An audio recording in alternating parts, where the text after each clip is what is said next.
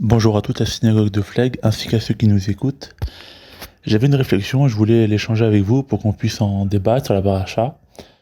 J'ai remarqué que parfois, quand on aime quelqu'un ou quelque chose, c'est qu'on lui est supérieur.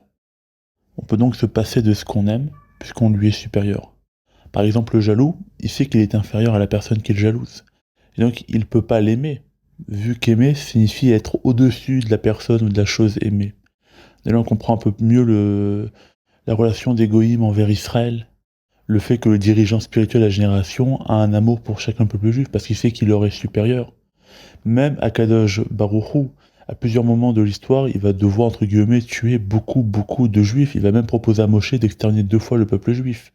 Parce qu'Hachem est évidemment supérieur. Donc, entre guillemets, à un certain niveau des choses, il peut se passer de son peuple. Vahare, Kichlotakol, Levado, Yimloch Nora. Et après qu'il aura tout détruit, il régnera seul pour toujours. Pareil pour Abraham. Abraham, il aime son fils, comme c'est mentionné. Prends ton fils que tu aimes. Et donc, comme il l'aime, il peut entre guillemets s'en passer. Et donc, il va pouvoir le sacrifier. Sinon, il ne peut pas recevoir une épreuve qu'il ne peut pas surmonter. Vous allez me dire, mais il y a des choses ou des êtres que nous aimons. Et ce sont eux, au contraire, qui nous sont supérieurs. Alors, ça, c'est que c'est pas de l'amour. C'est une dépendance. C'est un besoin obligatoire. En fait, quand vous ressentez ça, c'est que vous vous placez par rapport à cette personne comme étant vous-même un réceptacle et cette personne qui abonde en vous. Alors qu'est-ce que le véritable amour? Où est-ce qu'on le voit? L'amour niveau 1, on va dire, c'est le niveau de l'eau. L'eau, le mot maïm en hébreu est toujours conjugué au pluriel. C'est-à-dire, ce sont les désirs qui sont presque infinis. C'est une relation de prendre, de prendre, de prendre. Et donc, c'est pas pour rien que l'eau représente 70% de la planète. Parce que tout le monde, malheureusement, est concerné par ce rapport au désir. C'est presque impossible de rester avec une personne si on sait qu'elle va pas nous rendre du désir. Ce qui augmente l'envie de lui donner du plaisir, de l'amour, comme on dit, c'est quelque part on sait qu'on va recevoir quelque chose. Si on est certain, absolument certain qu'on ne va rien recevoir, automatiquement il y a divorce. C'est quand l'illusion de croire qu'on va recevoir de cette personne s'arrête, que la personne prend la décision de divorcer. Moshe Rabbeinu lui est appelé celui qui est retiré des eaux. C'est pas pour rien, parce qu'il va tirer son peuple de cette notion de l'eau, puisqu'il va ouvrir la mer en 12. Pour qu'aucun juif ne soit en contact avec l'eau, comme dit le verset, ils ont traversé l'eau à pied sec dans Béchalar. Ça ressent la moindre goutte d'eau à leur contact, dans cette notion-là. Moshe Rabbeinu les sauve cette notion de l'amour niveau 1 que représente l'eau. Et pour ça, il faut leur montrer qu'est-ce que c'est le véritable pouvoir de l'amour. Moshe Rabbeinu, il a brisé sa carrière de prince d'Égypte pour sauver un seul juif qui était en plus un rachat. Il va donc se sacrifier pour sauver quelqu'un. Et c'est parce qu'il les aime qu'entre guillemets, il accepte de ne pas les sauver, puisqu'il va dire à Hachem, t'as qu'à en envoyer un autre. Mais Moshe nous a montré le véritable niveau de l'amour, c'est le sacrifice. Comme le montrera Abraham en se sacrifiant en rentrant dans la fournaise pour Dieu.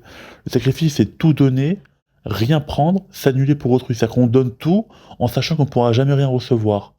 C'est le don sans réception ultime. Et donc c'est ça le véritable niveau. C'est pour ça qu'Abraham est appelé Hoavi. Hachem l'appelle Hoavi, celui qui m'aime.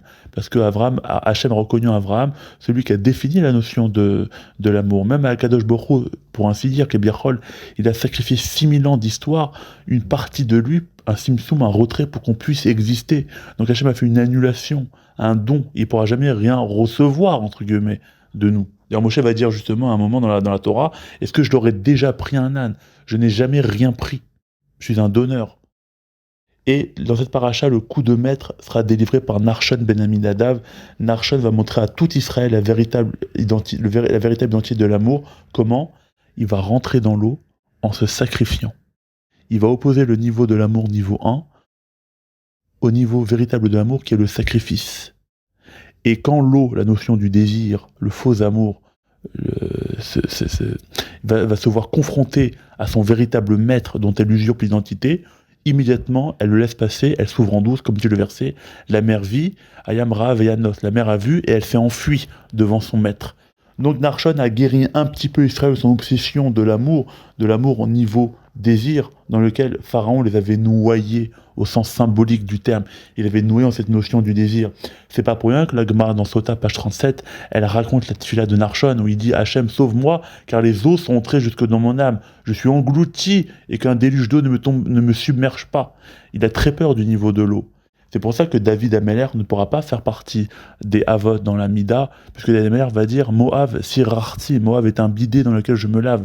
David, il patauge dans l'eau, il passe son temps à demander à Hachem de le sauver, il ne veut pas sacrifier, il ne veut pas mourir, il veut continuer à vivre, donc il ne veut pas le véritable niveau de l'amour. La génération de Noir, c'était une génération qui n'avait aucune aptitude au sacrifice, puisque leur vision de l'amour, c'était celle de l'eau, boire, boire, prendre, prendre. Ils avaient un rapport alimentaire à l'amour.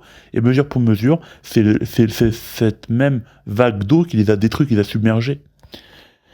Et donc, dans cette paracha après Béchar, les Bnei Israël vont demander après la mer des joncs encore de l'eau, même si c'est de l'eau amère, qui est l'eau de Mara. C'est-à-dire pour certaines personnes, c'est préférable une relation toxique qu'un non-rapport au désir tout court. C'est pour ça qu'Edom a rencontré un succès énorme avec le Christ, parce que le Christ va se sacrifier, il va lui-même montrer une notion de l'amour.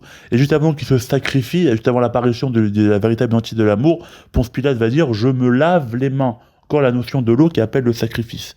On comprend maintenant pourquoi est-ce que dans la Mida, quand on dit Be'ahava, par amour, et que la Torah nous demande à ce moment-là, dans la Halacha, qu'il faut penser à vouloir se sacrifier par Hachem, à mourir des 4 morts du Beddin pour l'amour du non-saint. Parce que le véritable amour, c'est le sacrifice. Ha'ava en hébreu, c'est valeur numérique 13. C'est la même que le mot Echad. Il n'y a qu'un seul amour. C'est le sacrifice. C'est sur ça que Rabbi Akiva va mourir dans le schéma en disant Ve'afta, et tu aimeras Hachem. Il est mort sur cette notion-là. On comprend pourquoi maintenant nos chers Hachirim, le vendredi soir, qui est le soir de l'amour, on dit Maïm Rabim, lo yorchu lechabot et ahava. Les eaux nombreuses, les nombreux désirs ne pourront jamais recouvrir le véritable amour. Shabbat shalom à tous.